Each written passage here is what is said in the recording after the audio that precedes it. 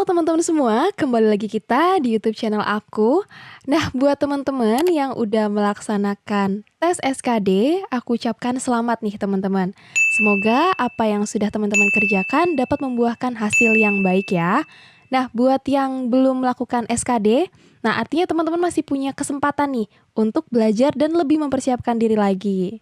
Oh iya teman-teman, dengar-dengar nih dari yang sudah SKD sebelumnya, infonya soal tentang lembaga negara, khususnya tugas dan wewenang MPR DPR itu menjadi salah satu soal yang keluar nih di tes TWK SKD 2021 ini.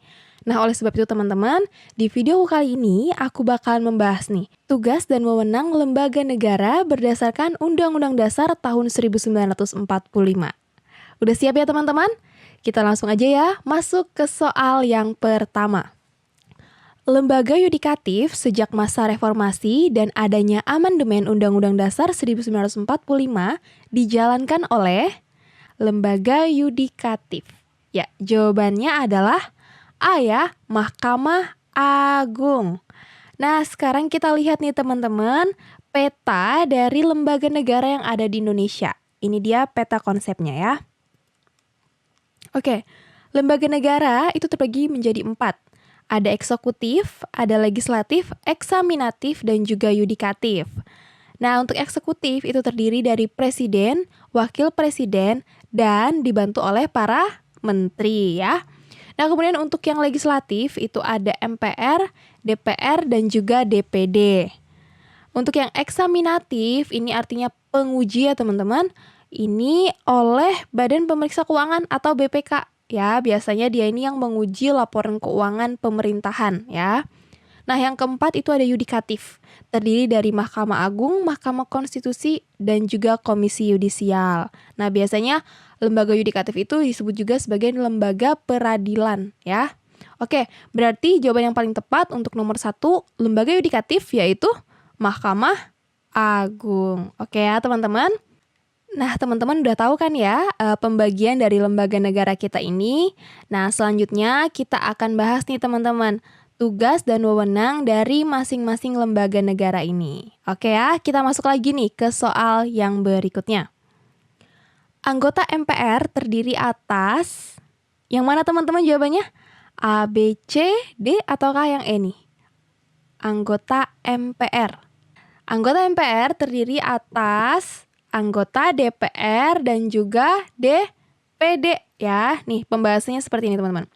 Sesuai pasal 2 ayat 1 Undang-Undang Dasar 1945, Majelis Permusyawaratan Rakyat terdiri atas anggota DPR dan anggota DPD yang dipilih melalui pemilihan umum dan diatur lebih lanjut dengan undang-undang. Oke. Nah, ini dia nih kata kuncinya ya. Anggota MPR itu ada DPR dan juga DPD. Oke, mengerti ya teman-teman? Kita mulai dari pasal yang terkecil dulu nih, sampai nanti ke pasal yang paling akhir untuk lembaga negara. Oke, jadi teman-teman jangan skip video ini, tetap tonton dan saksikan dengan baik. Oke teman-teman, kita lanjut ya ke soal berikutnya.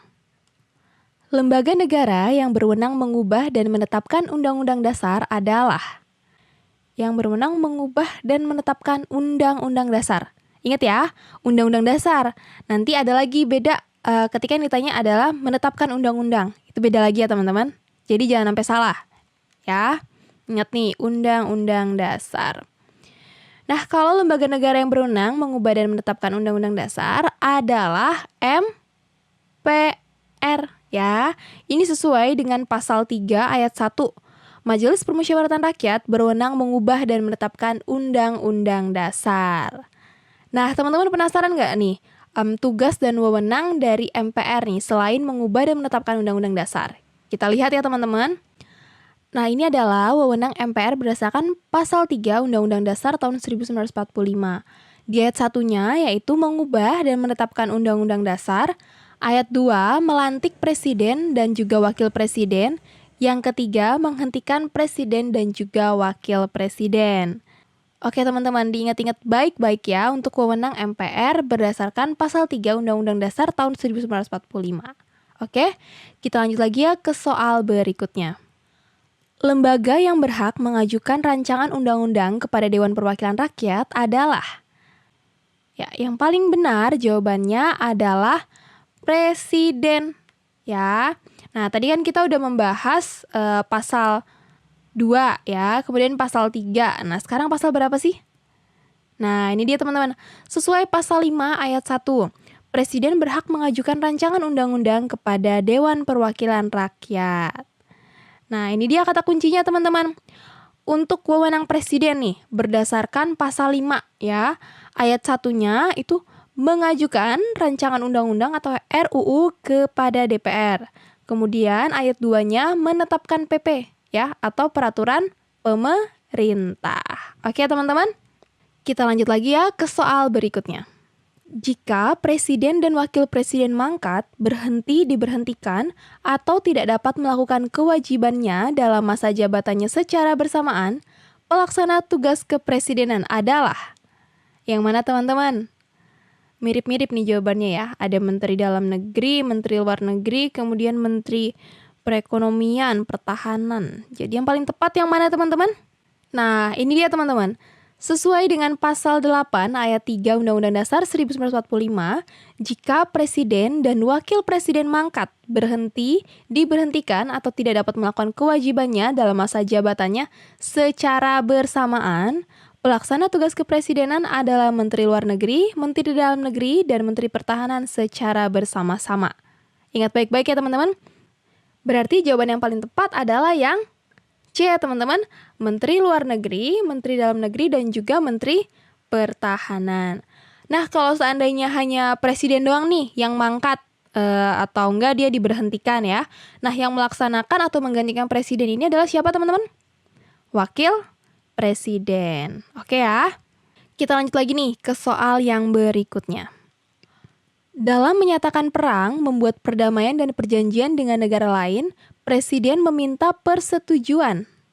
Dalam menyatakan perang, membuat perdamaian dan perjanjian dengan negara lain, Presiden meminta persetujuan DPR. Oke? Nah, ini sesuai dengan pasal 11 ayat 1 Undang-Undang Dasar 1945 ya teman-teman. Nah, ini dia kata kuncinya.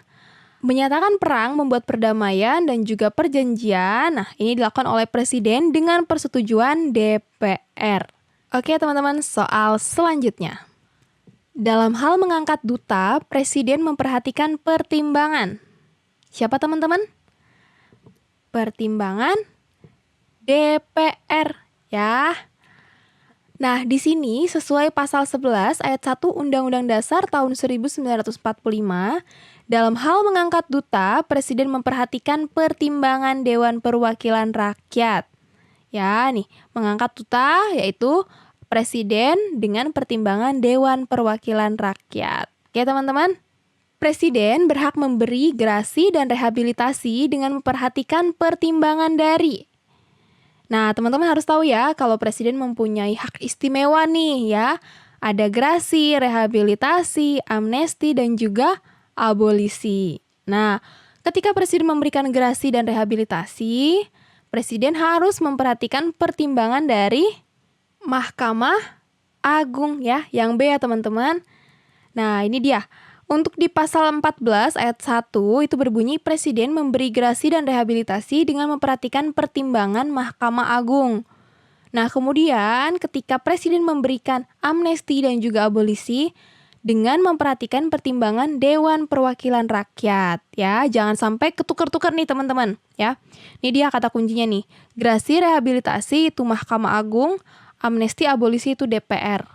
Kalau teman-teman lebih muda mungkin bisa hafalkan salah satunya aja nih. Misalkan amnesti abolisi ya, karena sama-sama A depannya ya, AA ya, amnesti abolisi.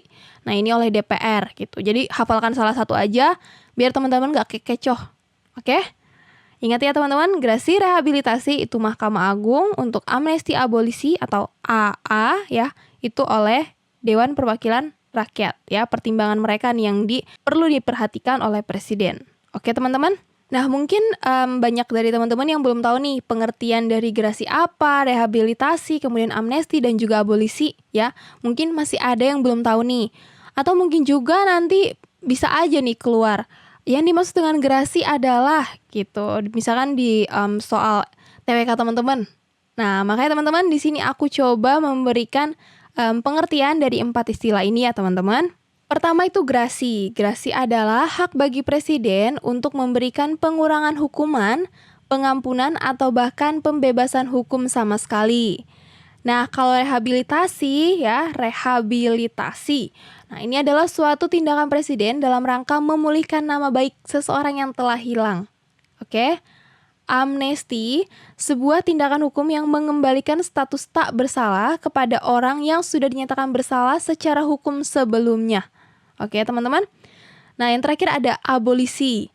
Suatu keputusan untuk menghentikan pengusutan dan pemeriksaan suatu perkara. Ya, ini diingat baik-baik ya teman-teman. Siapa tahu keluar nih di soal TWK teman-teman. Oke, kita bisa lanjut ya teman-teman ke soal berikutnya. Pemegang kekuasaan untuk membentuk undang-undang di Indonesia adalah pemegang kekuasaannya yaitu Dewan Perwakilan Rakyat ya. Jawabannya adalah yang D. Nah, ini sesuai dengan pasal 20 ayat 1. Berbunyi, Dewan Perwakilan Rakyat memegang kekuasaan membentuk undang-undang. Oke. Nah, saat membentuk undang-undang ini dibantu juga nih teman-teman oleh presiden. Jadi, presiden tuh mengajukan rancangan undang-undang kepada DPR. Nantinya akan mereka bahas bersama ya. Nah, di sini terjadi fungsi legislasi nih teman-teman antara DPR dengan presiden. Paham ya teman-teman? Kita bisa lanjut lagi nih ke soal yang berikutnya ya. Di sini aku memberikan 10 soal aja nih ya. Jadi ini merupakan soal terakhir. Dewan Perwakilan Rakyat memiliki 3 fungsi yaitu ya, fungsi Dewan Perwakilan Rakyat. Ini juga perlu diingat baik-baik nih ya. Oke, ini dia teman-teman. Sesuai pasal 20A ayat 1, Dewan Perwakilan Rakyat memiliki fungsi legislasi, fungsi anggaran, dan juga fungsi pengawasan. Berarti jawaban yang paling tepat adalah yang A ya teman-teman. Nah, untuk arti dari fungsi legislasi sendiri, itu tadi udah aku sebutin ya teman-teman. Artinya adalah ketika presiden dan wakil presiden membuat undang-undang nih ya, kemudian mereka membahas bersama undang-undang tersebut ya. Nah, untuk fungsi anggaran, di sini Dewan Perwakilan Rakyat lah yang menetapkan anggaran, pendapatan, dan juga belanja negara. Jadi kalau Dewan Perwakilan Rakyat nggak setuju, jadi rancangan APBN-nya tuh nggak bisa dijalankan teman-teman ya, tapi melainkan tetap menjalankan APBN tahun yang lalu ya. Untuk fungsi pengawasan sendiri, ini adalah menjalankan pengawasan terhadap pemerintah dalam menjalankan pemerintahan. Nah, khususnya untuk pelaksanaan undang-undang, APBN, dan kebijakan pemerintah lainnya. Nah, teman-teman, sekian dulu ya videoku kali ini membahas tentang lembaga negara berdasarkan Undang-Undang Dasar tahun 1945. Ya, 10 soal nih untuk video ini. Dan aku udah buatin juga nih teman-teman video part 2-nya untuk tugas dan wewenang lembaga negara berdasarkan Undang-Undang Dasar 1945. Ya, merupakan kelanjutan dari video ini. Oke, jadi teman-teman tetap saksikan video YouTube aku dan jangan sampai ketinggalan nih. Jadi teman-teman bisa nyalain lonceng teman-teman. Dan buat yang belum subscribe, silakan subscribe sekarang. Dan yang sedang menjalankan SKD, semoga teman-teman bisa lolos dan salam sukses.